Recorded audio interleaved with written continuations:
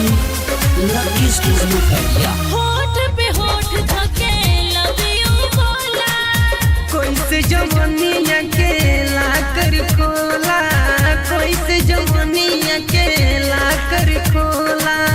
होठ पे होठ धके लव यू बोला, कोई से जवानिया के ला कर खोला।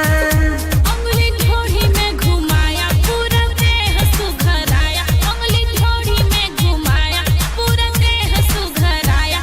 राजा इंग्लिश में क्या क्या बोला, रानी टंगरी मिलन बोला कैसे होला, रानी टंगरी मिलन बोला कैसे होला, रानी टंगरी मिलन बोला कैसे होला, रानी टंगरी मिलन बोला कैसे होला।